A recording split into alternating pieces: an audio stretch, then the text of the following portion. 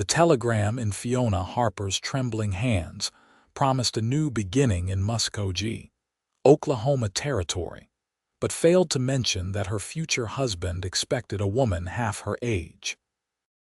She stood on the dusty platform in the sweltering heat of July 1889, her worn carpetbag clutched in one gloved hand, watching as a tall cowboy in his early 30s approached with confident strides.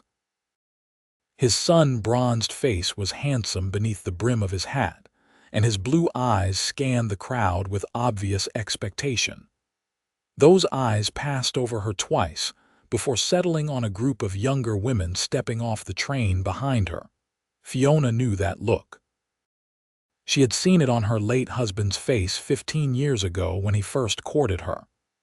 This cowboy was searching for youth, for smooth skin and bright eyes unmarked by life's hardships. At 38, Fiona carried the weight of those years in the fine lines around her eyes and the silver threads that wove through her dark hair despite her best efforts to hide them. "Excuse me, sir," she called out, her voice steady despite the butterflies rioting in her stomach. "Are you Thomas Mackenzie?" The cowboy turned, his expression polite but puzzled. "Yes, madam, I am. I'm here to meet my bride from Missouri. Perhaps you've seen her. Miss Fiona Harper. The letter said she would be wearing a blue traveling dress."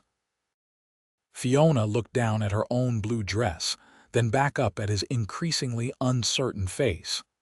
"I am Fiona Harper, Mr. Mackenzie." The color drained from his sun-weathered face. His mouth opened, then closed, then opened again. "You're Fiona, but the letter said you were 23.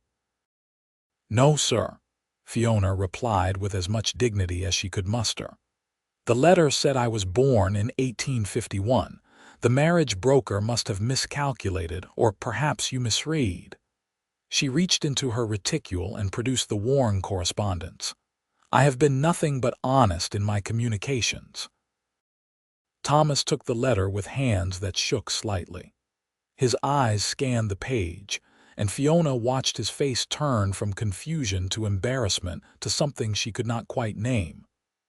Around them, other passengers moved past, reuniting with family or heading toward the town proper. The sun beat down mercilessly, and Fiona felt a trickle of perspiration slide down her spine. "I apologize, Miss Harper," he said finally, his voice rough. "There has been a terrible misunderstanding. I believed I was corresponding with a much younger woman. And now that you know the truth?" Fiona asked, lifting her chin. She had not traveled 800 miles to be turned away without understanding where she stood. "I have sold everything I owned, Mr. Mackenzie. My late husband's family wanted nothing to do with me, and I had no other prospects in Missouri. If you wish to send me back, I will need time to arrange alternative accommodations." Thomas removed his hat and ran a hand through his sandy hair. Sweat stained his shirt beneath his leather vest, and dust coated his boots. He looked torn, and Fiona could not entirely blame him. She knew what she looked like compared to the fresh-faced girl he had been expecting. "I would not turn a dog out in a strange town without resources, madam," he said quietly. "Whatever else might be true, I am not that kind of man." He picked up her carpetbag with one hand and gestured toward the main street with the other. "My ranch is about an hour's ride from here. If you are willing, we can go there and discuss this situation properly. I have a housekeeper, Mrs. Chen, who can chaperone. You will be safe and respected under my roof while we determine what is to be done." Relief flooded through Fiona's chest, loosening the tight knot of anxiety that had been growing since she saw his face. "Thank you, Mr. Mackenzie. I appreciate your kindness." They walked through Muskogee's bustling streets in awkward silence. The Oklahoma Territory was still rough around the edges, barely open to settlement, and the town showed it. New wooden buildings stood beside canvas tents, and the streets churned with a mixture of hopeful settlers, opportunistic merchants, and the occasional cowboy fresh from the trail. The air smelled of horse manure, sawdust, and possibility. Thomas had left a wagon at the livery stable, and he helped Fiona onto the seat with careful politeness. His hands were strong and calloused from hard work, and he released her the moment she was settled, maintaining a respectful distance as he climbed up beside her. The ride out of town took them through rolling prairie land dotted with oak trees. The grass stretched endlessly in all directions, golden in the summer heat, rippling like water under the constant wind. Fiona had never seen so much open space. Missouri had been all forests and rivers, enclosed and familiar. This land felt vast and intimidating in its openness. "How long have you been in the territory?" she asked, finally breaking the heavy silence. "Since the land run in April," Thomas replied, his eyes on the road. "I staked my claim on 160 acres of good grazing land. Got the house built in May with help from some neighbors. The cattle came last month, about 200 head. He paused, then added, "I thought I needed a wife to help make it feel like a real home. A ranch needs a woman's touch, or so my mother always said. You have family back east, Texas actually. My father runs cattle there and my 3 brothers work the ranch with him. I wanted something of my own." There was pride in his voice, mixed with something else. Loneliness, perhaps. "I am the youngest, and there was not enough land for all of us." Fiona nodded, understanding. She had been the oldest daughter in a family of 9 children, married off at 17 to a Missouri farmer 20 years her senior. When Henry died of fever 5 years into their marriage, she had been left with nothing but debts and his family's resentment. They blamed her for not giving Henry sons before his death, as if she had control over such things. "I was married before," she said carefully. "My husband died 13 years ago. I have been working as a seamstress and housekeeper since then, saving what I could. When I saw the advertisement for brides willing to come to Oklahoma Territory, it seemed like Providence. You never thought to remarry before now?"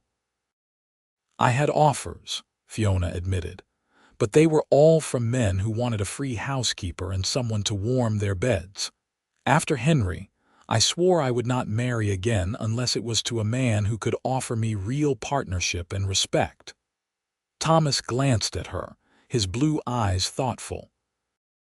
"And you believed you would find that with a stranger through a mail-order arrangement?"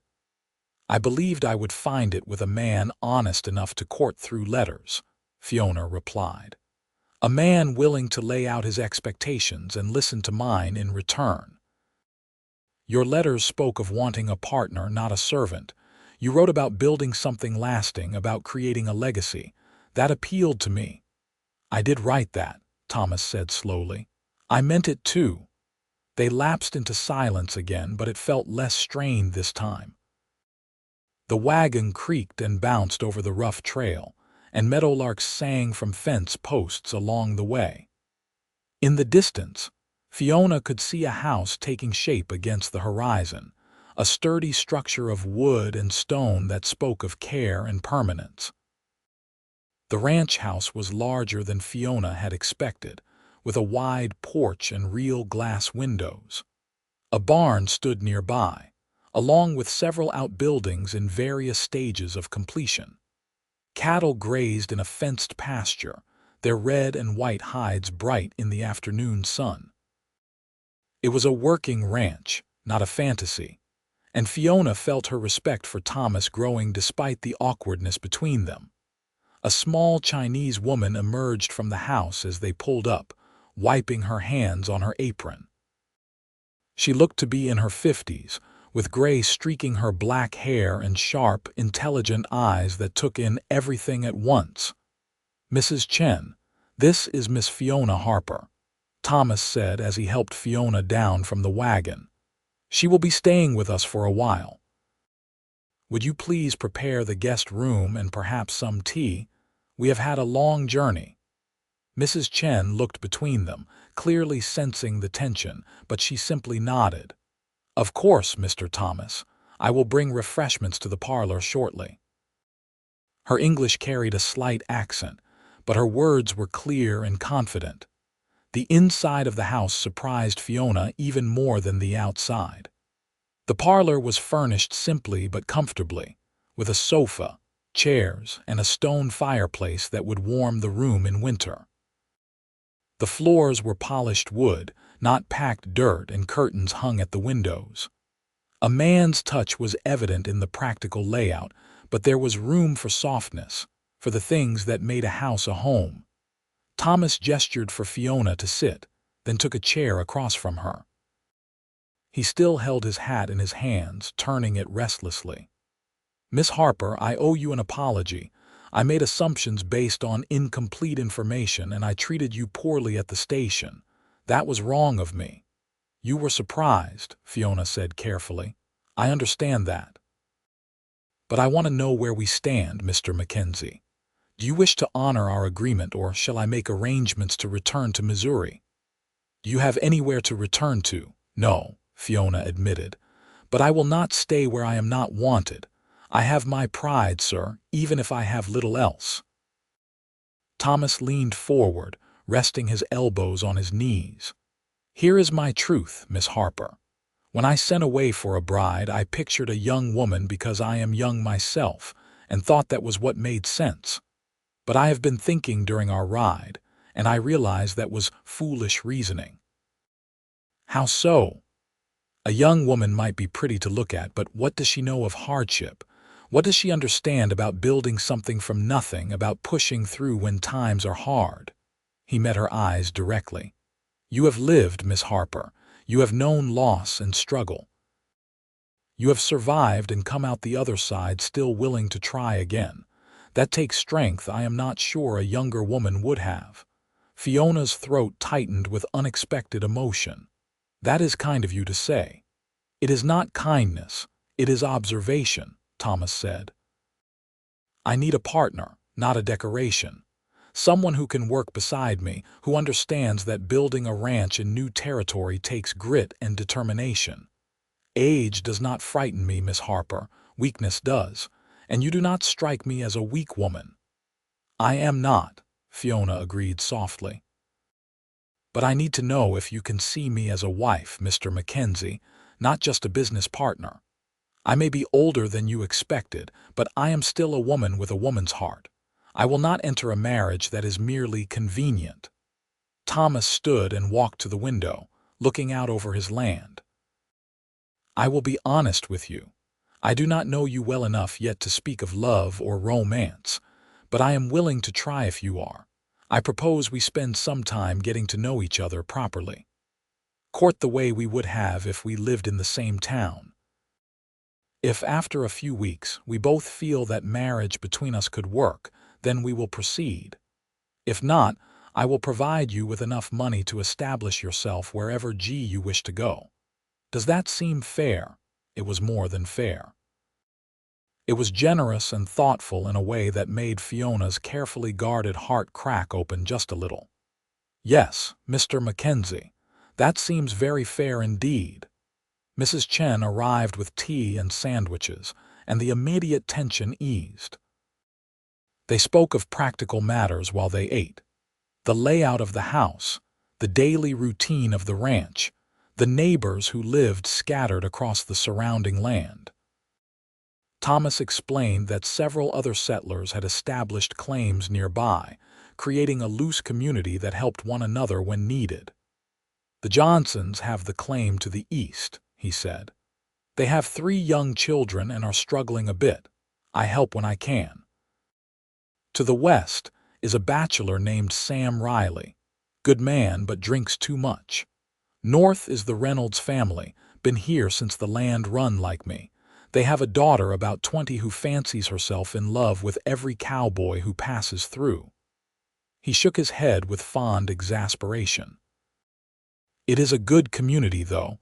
People look out for each other." "That sounds wonderful," Fiona said. "In Missouri, I lived in town where everyone knew everyone's business. I worried about the isolation out here, but it sounds like there is still connection." "There is," Thomas confirmed. "We have socials once a month and church services when the circuit preacher comes through. It is not the same as a proper town, but it suits us." As the afternoon wore on, Fiona felt herself relaxing. Thomas was easy to talk to when he was not worried about age differences and expectations. He told stories about his cattle, about learning to navigate the Oklahoma Territory's unpredictable weather, about the challenges of building a ranch from scratch. His passion for his work was evident in every word, and Fiona found herself drawn to that enthusiasm. When Mrs. Chen showed her to the guest room later, Fiona was surprised to find it well appointed with a real bed frame, a chest of drawers, and a washstand with a pitcher and basin. A window looked out over the prairie, where the sun was beginning to set in brilliant shades of orange and gold. "Mr. Thomas is a good man," Mrs. Chen said as she helped Fiona unpack her carpetbag. "He works hard and treats people fairly. You could do much worse, Miss Harper."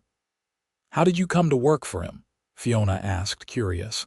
Mrs. Chen's expression softened slightly. "My husband and I came to America 20 years ago, working on the railroad. When he died in an accident, I was left alone with no family and few prospects. Mr. Thomas hired me when others would not because I am Chinese. He paid fair wages and gave me respect. I am grateful to him." "He seems to be a man of principle," Fiona observed. "He is.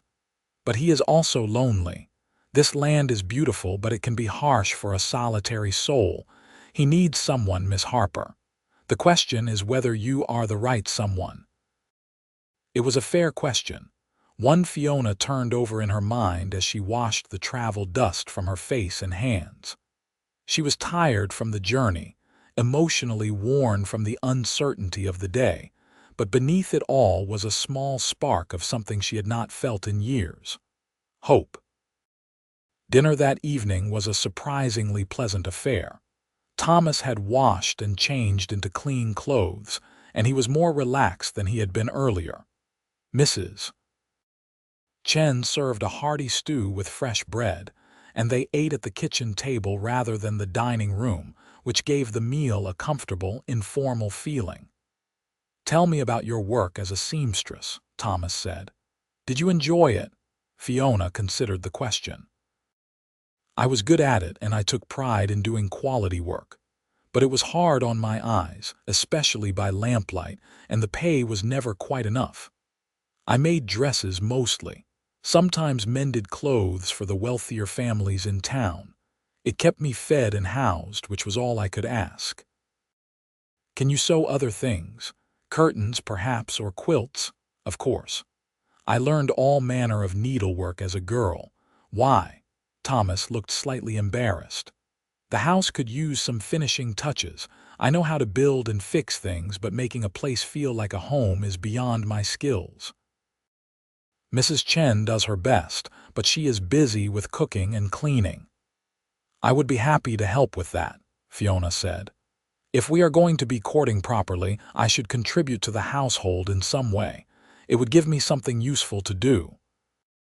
"I do not want you to feel like unpaid labor," Thomas protested. "I do not feel that way. I feel like someone who wants to be useful and earn her keep. There is a difference." They smiled at each other across the table, and Fiona felt that spark of hope grow a little brighter. The next morning, Thomas knocked on Fiona's door just after dawn. "I need to ride out and check on the cattle," he called through the wood. "Would you like to come along? I can show you the property and you can get a sense of what life is like here."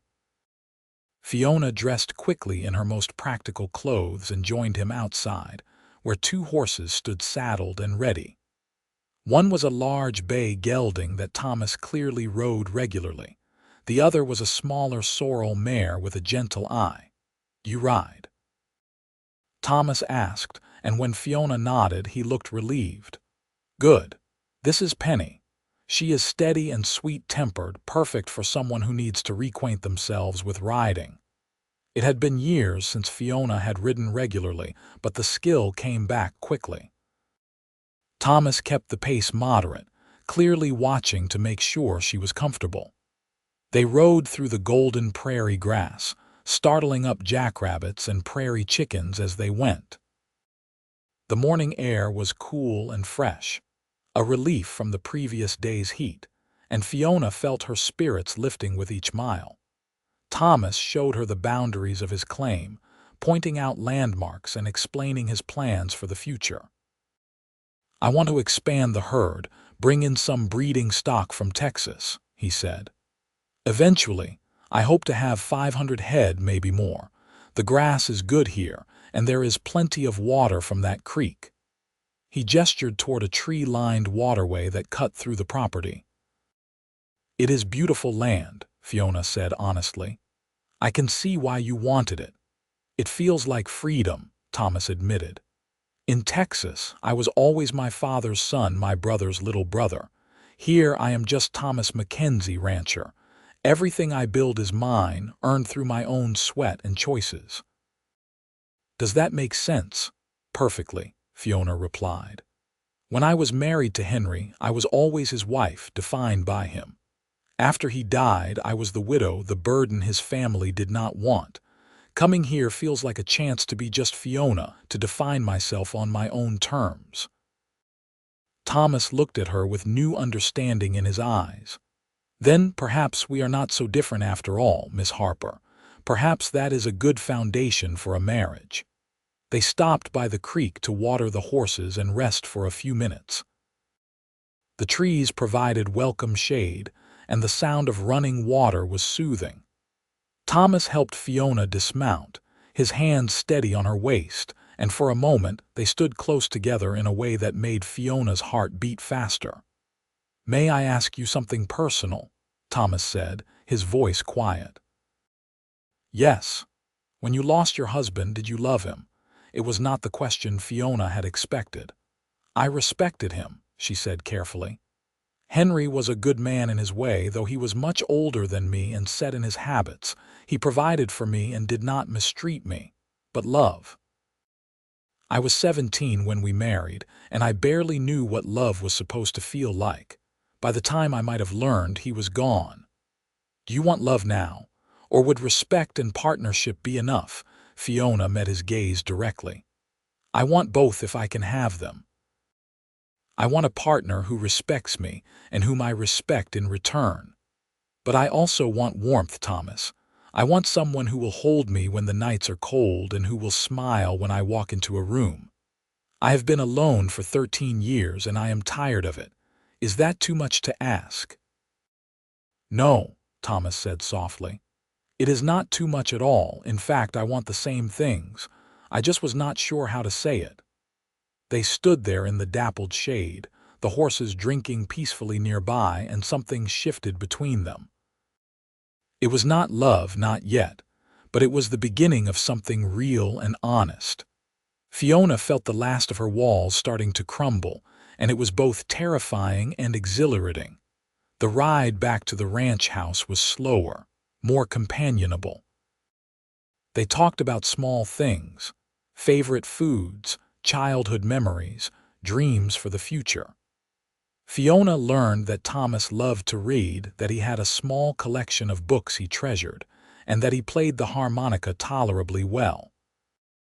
Thomas learned that Fiona could cook well when given decent ingredients, that she missed the forests of Missouri, but was learning to appreciate the open prairie, and that she had a sharp sense of humor that surprised him into laughter more than once. Over the following days, they fell into a comfortable routine. Thomas would work the ranch during the day, while Fiona helped Mrs. Chen with household tasks and began the work of making the house more of a home. She sewed curtains for the windows, choosing fabric from the bolts Thomas brought back from town.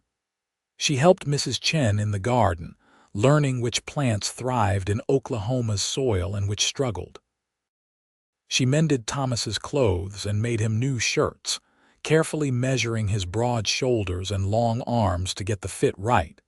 In the evenings, after dinner, they would sit on the porch and talk. Sometimes Thomas played his harmonica, simple melodies that drifted across the prairie. Sometimes they just watched the sunset paint the sky in impossible colors. And sometimes they talked about the serious things, the dreams and fears that shaped who they were. "I worry I will not be enough," Thomas admitted one evening. "That I will work myself to the bone building this ranch and still fail. The cattle could get sick, or a drought could wipe out the grass, or any number of disasters could strike. How do you build something lasting when everything feels so uncertain?" "You do your best and have faith," Fiona replied. "You plan for what you can control and adapt to what you cannot. And you do not do it alone. You build relationships with your neighbors, you save for hard times, and you do not let fear paralyze you into inaction." "Is that how you survived after your husband died?" "It is. I was terrified, Thomas. I had no money, no prospects, and a world that saw me as a burden, but I refused to give up. I learned skills, I saved every penny, and I kept moving forward even when it felt impossible. And now I am here, sitting on a porch in Oklahoma Territory, courting a cowboy who is kind enough to see past my age to who I really am." Thomas reached over and took her hand, lacing their fingers together. It was the first time he had initiated such contact, and Fiona's breath caught. "I am glad you are here," he said. "I know it has only been a week, but I cannot imagine this place without you now." "I feel the same," Fiona whispered. The courtship continued through the hot days of July and into August. Thomas took Fiona to the monthly social, where she met the neighbors he had mentioned. The Johnsons were indeed struggling, with 3 children under the age of 6 and a mother who looked perpetually exhausted. Fiona found herself offering to help with sewing and childcare, which Mrs. Johnson accepted with tearful gratitude. The Reynolds family was more prosperous, with a well-established claim and money from back east. Their daughter, Clara, was indeed as boy-crazy as Thomas had suggested, but she was also sweet and lonely, desperate for female friendship in this rough land. Fiona took her under her wing, teaching her practical skills and listening to her romantic dreams with patient understanding. Sam Riley, the bachelor to the west, turned out to be a man in his 40s who had lost his wife and 2 children to cholera 5 years earlier. The drinking Thomas had mentioned was grief more than vice, and Fiona's heart ached for him. She made sure to include him in invitations to Sunday dinner, giving him a reason to leave his isolated claim and rejoin the world of the living. Through it all, Thomas watched her with growing respect and something deeper. She saw it in the way his eyes followed her movements, in the small kindnesses he showed her, in the way he sought out her company even when ranch work demanded his attention. One evening in mid-August, they were sitting on the porch as usual when Thomas set down his harmonica and turned to face her fully. "Fiona, I need to tell you something."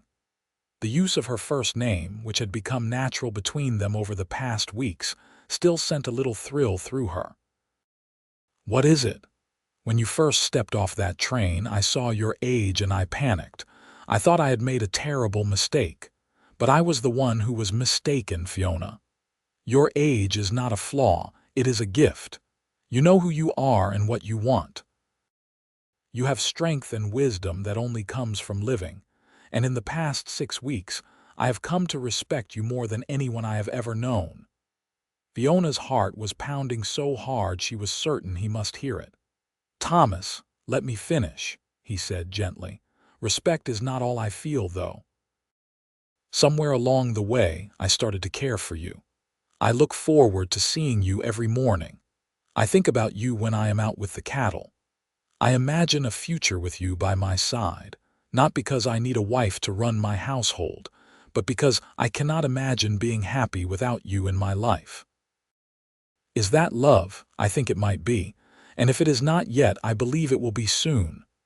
Tears welled in Fiona's eyes. I love you, she said simply.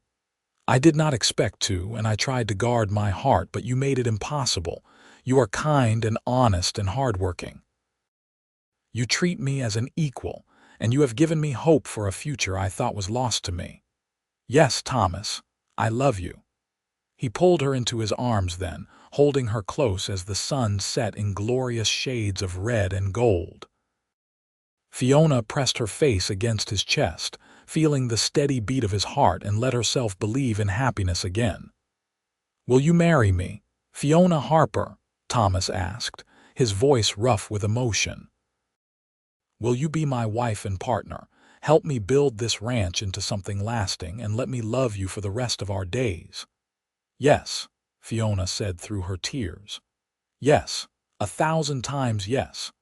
They were married 3 days later by the circuit preacher who happened to be passing through the area. The ceremony was simple, held in the parlor of their ranch house with Mrs. Chen, the Reynolds family, the Johnsons, and Sam Riley as witnesses. Fiona wore a new dress she had sewn herself from pale blue fabric, and Thomas wore his best suit. Clara Reynolds cried happy tears and declared it the most romantic thing she had ever seen. After the guests left, Thomas and Fiona stood in their bedroom, suddenly shy with each other despite the weeks of growing intimacy. Thomas took Fiona's hands in his and raised them to his lips. "I will do everything in my power to make you happy," he promised. "I know you will," Fiona replied, "and I will do the same for you."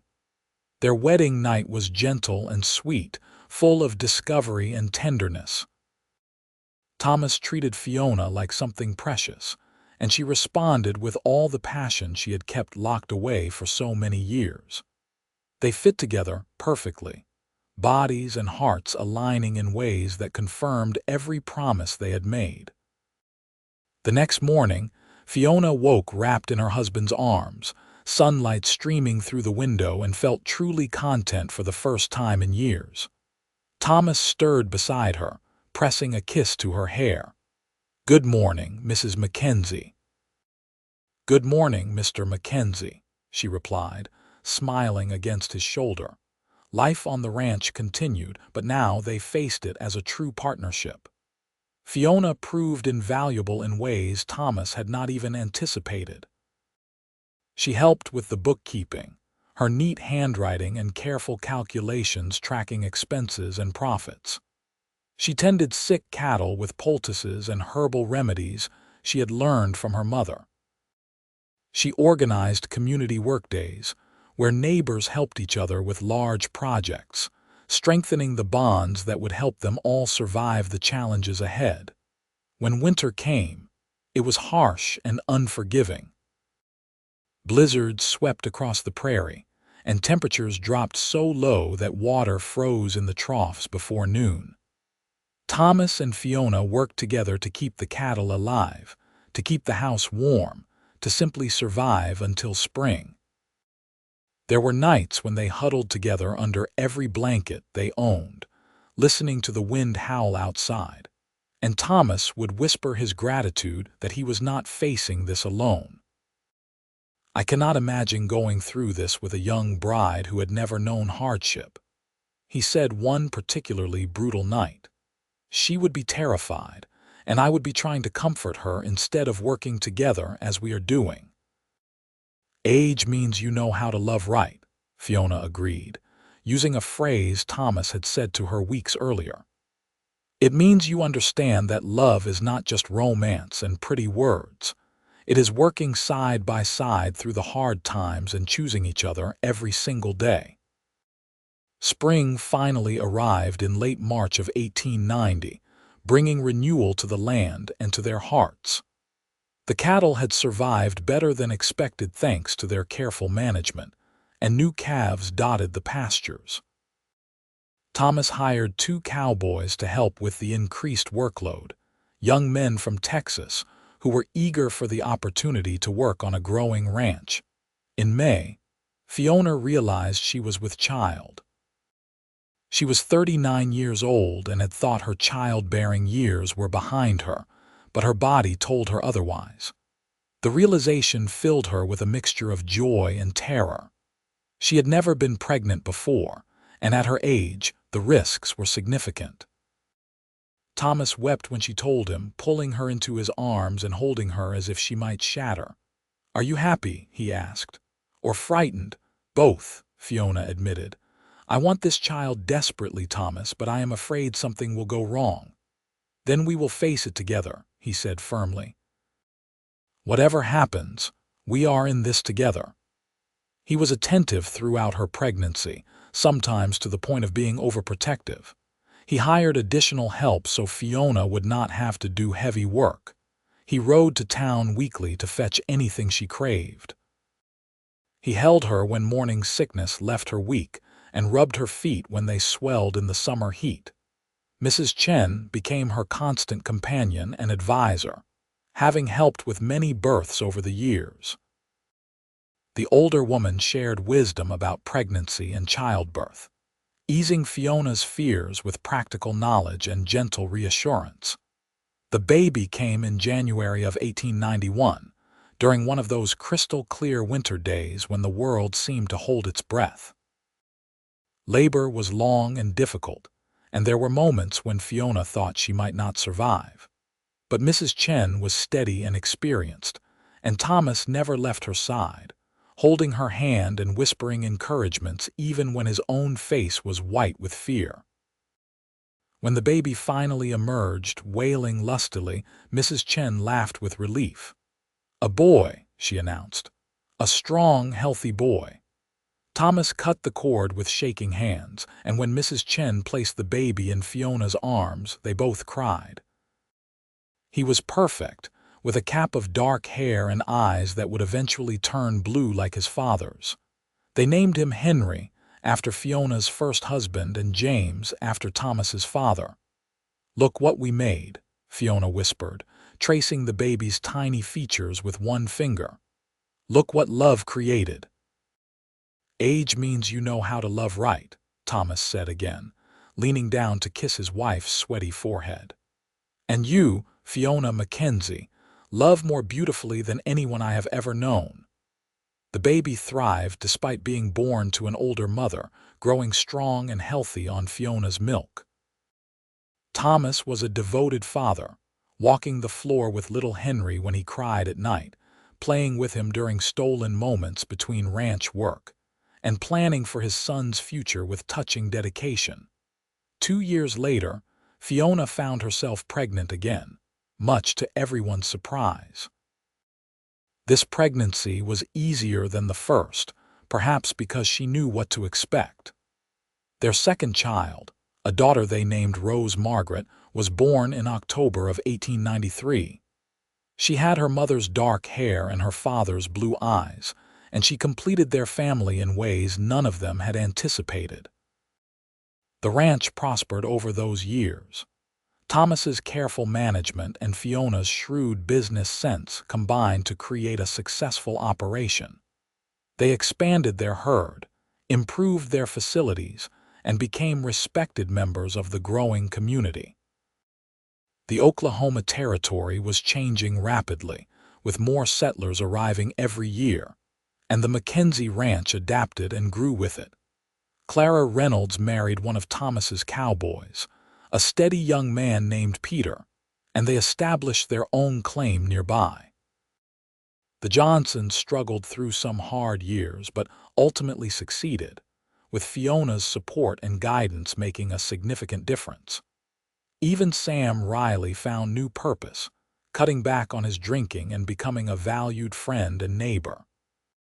On a warm evening in May of 1899, 10 years after Fiona first stepped off that train in Muskogee, she and Thomas sat on their porch watching their children play in the yard. Henry was 8 now, tall for his age and already fascinated by the cattle and horses. Rose was 5, her laughter bright as she chased fireflies in the gathering dusk. "You ever think about that day at the train station?" Thomas asked, reaching over to take Fiona's hand.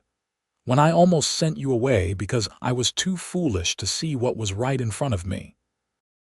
"Sometimes," Fiona admitted, "but mostly I think about how lucky we were that you were wise enough to give us a chance."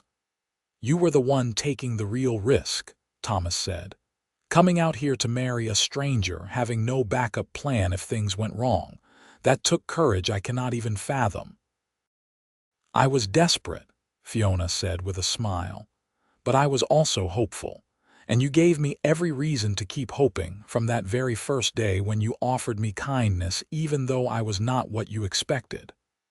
Thomas lifted her hand to his lips, kissing her knuckles gently. "You were exactly what I needed, even though I did not know it. Age means you know how to love right, Fiona. You taught me that.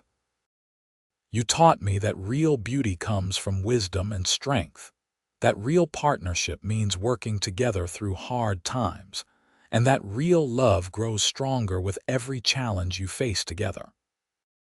"We have faced many challenges," Fiona agreed, thinking of the harsh winters, the droughts, the illnesses, the fears and worries that came with building a life in uncertain times. "And we will face many more," Thomas said, "but I am not afraid as long as I have you beside me." Rose came running up to the porch, her hands cupped carefully. "Mama, Papa, look, I caught a firefly." She opened her small hands and they watched as the insect crawled across her palm, its light pulsing in the darkness. After a moment, Rose lifted her hands and let it fly away, laughing as it joined its companions in the yard. "Why did you let it go, sweetheart?" Thomas asked. "Because it is pretty and pretty things should be free," Rose said simply, then ran off to play again. Thomas and Fiona looked at each other and smiled. Their daughter's innocent wisdom held a truth they both understood. Love was like that firefly, beautiful, precious, and only truly alive when freely given. "I love you, Fiona Mackenzie," Thomas said softly. "And I love you, Thomas Mackenzie," Fiona replied. They sat together in the gathering darkness, holding hands and watching their children play, and knew that they had built something truly lasting. Not just a successful ranch or a thriving family, but a love that had weathered every storm and emerged stronger on the other side. The years continued to unfold with their mixture of joys and sorrows, triumphs and setbacks. The Oklahoma Territory officially became a state in 1907, and the Mackenzie family celebrated with their neighbors at a grand gathering that lasted for 2 days. Henry was 16 by then, already working the ranch alongside his father, and showing the same dedication and intelligence that had made Thomas successful. Rose was 13, helping her mother with household tasks, but also showing an aptitude for numbers that suggested she might take over the ranch's bookkeeping someday. Thomas and Fiona aged together, their hair graying and their bodies bearing the marks of hard work and prairie living. But their love never diminished. If anything, it grew deeper and richer with each passing year, rooted in the foundation of respect and partnership they had built from the beginning. When Henry turned 21 in 1912, he fell in love with a quiet girl from Tulsa named Anna. She was a schoolteacher, educated and refined, and Henry courted her with the same careful attention his father had shown his mother. Thomas and Fiona gave their blessing gladly, seeing in their son's eyes the same devotion they felt for each other. The wedding was held at the ranch in June, with friends and family gathering from across the state. It was a joyful occasion, full of music and laughter and celebration. As Fiona watched her son dance with his new bride, she felt Thomas's arm slip around her waist. "Our boy is a man now," he said quietly. "He learned from the best," Fiona replied, leaning into her husband's embrace. "I was thinking," Thomas continued, "that perhaps it is time to start planning for the future. Henry and Anna will need their own place to build their life." What would you say to building them a house on the north section of the property, close enough that we can help when needed, but far enough to give them privacy?" "I think that sounds perfect," Fiona said. "This ranch is big enough for 2 families now, and it would be good to keep it in the family." They built the house that summer, a project that involved not just the Mackenzie family but their entire community. It had become tradition over the years that major building projects were shared endeavors, with everyone contributing labor and skills. The new house rose quickly, a symbol of continuity and hope for the future. Rose surprised everyone by announcing that she wanted to attend college in Oklahoma City, studying business and accounting. At first, Thomas was hesitant, worried about his daughter living alone in the city. But Fiona supported Rose's ambitions, remembering her own limited opportunities as a young woman. "Let her go," Fiona urged her husband. "Let her learn and grow and discover what she is capable of. She will come back to us, Thomas, but she will come back stronger and more confident." Thomas eventually agreed, and Rose left for school in the fall of 1914. She wrote home weekly, filling her letters with descriptions of her classes, her friends, and the exciting changes happening in the rapidly modernizing world. Fiona read each letter aloud to Thomas, and they marveled at how different their daughter's life was from what either of them had experienced. The world itself was changing in dramatic and often frightening ways. The Great War in Europe dominated the news, and though America tried to stay neutral, the conflict cast a long shadow. Henry wanted to enlist when America finally entered the war in 1917, but Anna was pregnant with their first child, and Thomas convinced his son that his duty was to his family and the ranch.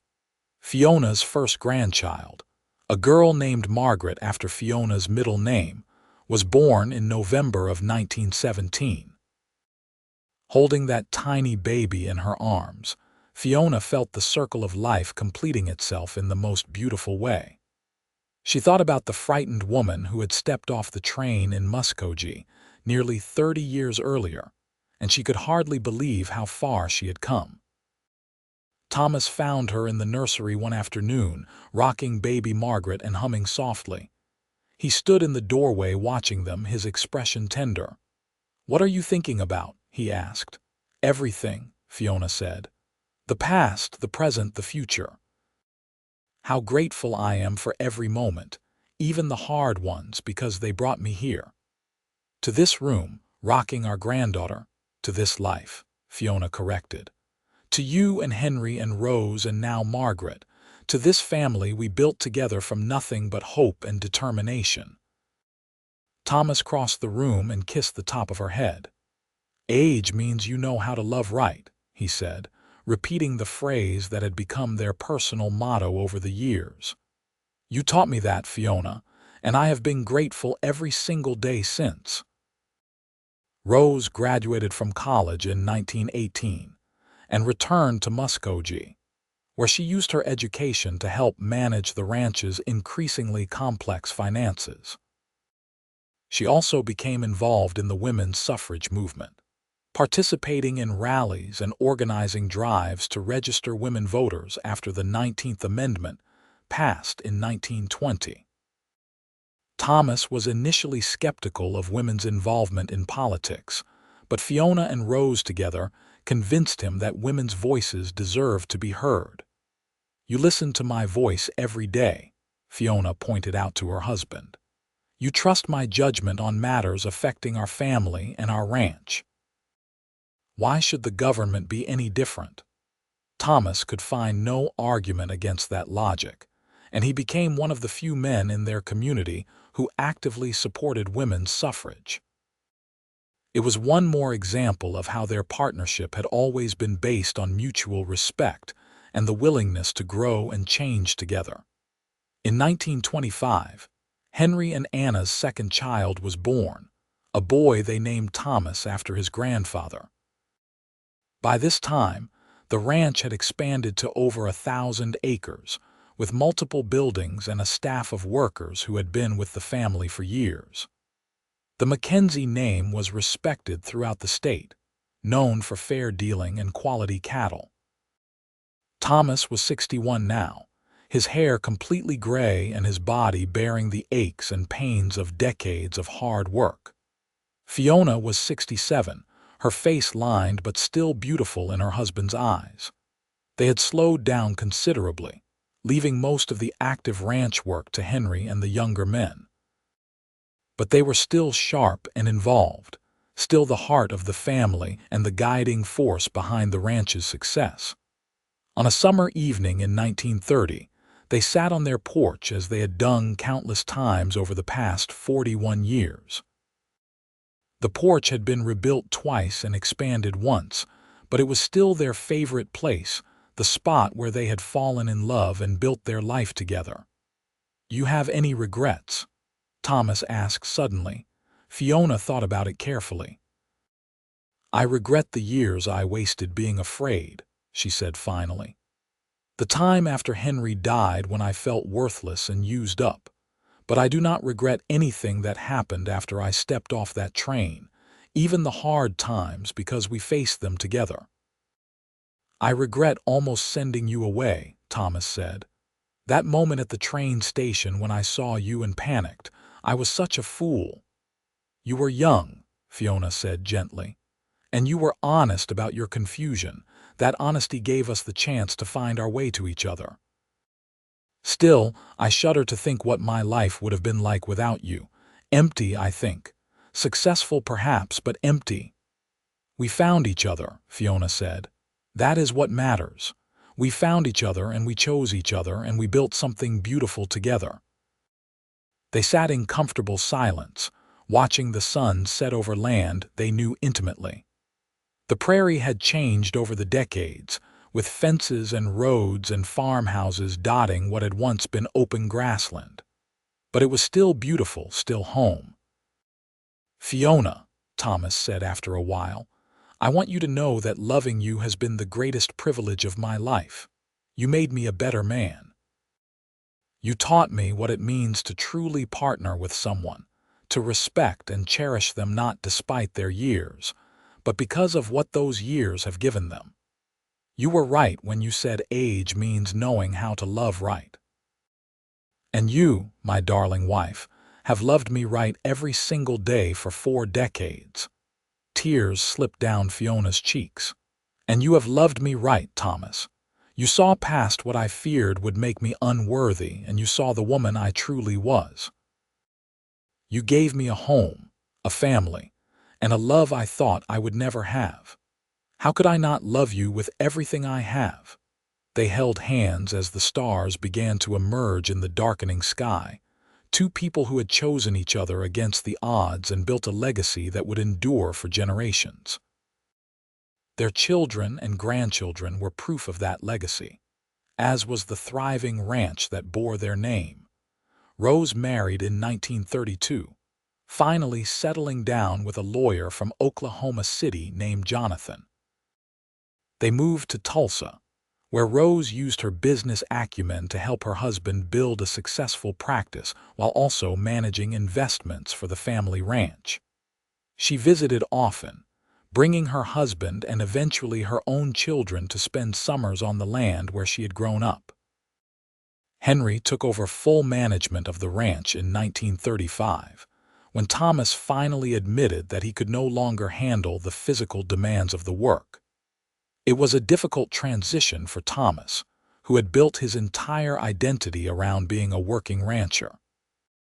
But Fiona helped him through it, reminding him that their legacy was not just the land and cattle, but the values they had instilled in their children.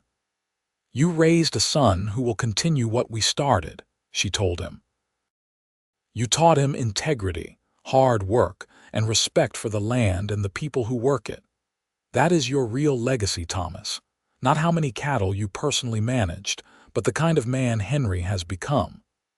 Thomas died peacefully in his sleep in March of 1941, at the age of 77. He and Fiona had been married for 49 years, and she felt his loss like a physical wound. But even in her grief, she was grateful. Grateful for every year, every day, every moment they had shared. Grateful that she had taken the risk of traveling to Oklahoma Territory all those years ago. Grateful that Thomas had been wise enough to give them both a chance, despite his initial doubts. The funeral was attended by hundreds of people, testimony to the impact Thomas had made on his community. Friends, neighbors, business associates, and family members came from across the state to pay their respects. Henry gave the eulogy, speaking of his father's integrity, his love for his family, and his belief that how you treated people mattered more than how much you owned. "My father used to say that age means you know how to love right," Henry told the assembled mourners. "He learned that from my mother, from the partnership they built together, and he lived that truth every day of his life. He loved my mother right. He loved his children right. He loved this land and this community right, and we who remain behind are better for having known him." Fiona lived for another 8 years, surrounded by her children, grandchildren, and great-grandchildren. She remained mentally sharp until the end, though her body gradually failed her. She spent her final years in the ranch house she and Thomas had made into a home, looking out over the land they had built together. Rose came to visit in the spring of 1949, bringing her 3 children and 2 grandchildren. As they sat on the porch together, Rose asked her mother what the secret was to a long and happy marriage. Fiona smiled, thinking back to that nervous young woman who had stepped off the train 60 years earlier. "The secret is finding someone who sees you for who you truly are and loves you because of it, not despite it," she said. "Your father could have rejected me when he learned my real age. Instead, he chose to see past his expectations to who I really was, and I did the same for him. We built our marriage on honesty, respect, and the willingness to work together through whatever came our way." "Did you ever doubt it?" Rose asked. "Did you ever wonder if you had made the right choice?" "Not once," Fiona said firmly. "From the moment your father took my hand that first evening and said age means you know how to love right, I knew I was exactly where I belonged. Every challenge we faced only confirmed that. Love is not about finding someone perfect. It is about finding someone whose imperfections complement your own, and then choosing to build something beautiful together." Fiona passed away quietly in her sleep in August of 1949, at the age of 98. She was buried next to Thomas in the family cemetery on a hill overlooking the ranch.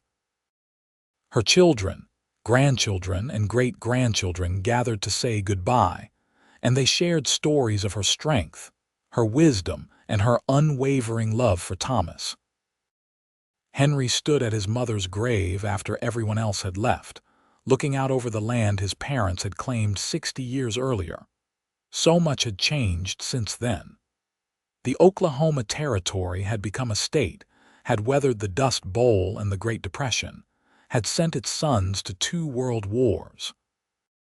The ranch itself had evolved from a simple homestead to a thriving operation that employed dozens of people and contributed significantly to the state's economy.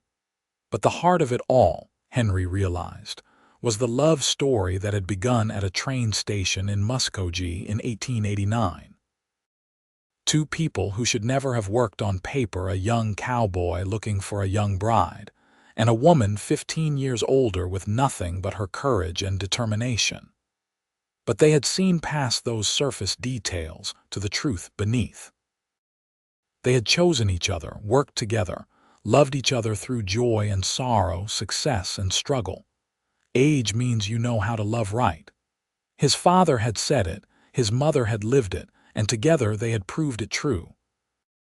That was the real legacy of Thomas and Fiona Mackenzie, far more valuable than land or cattle or money. They had shown their children and grandchildren what real love looked like: patient, kind, resilient, and strong.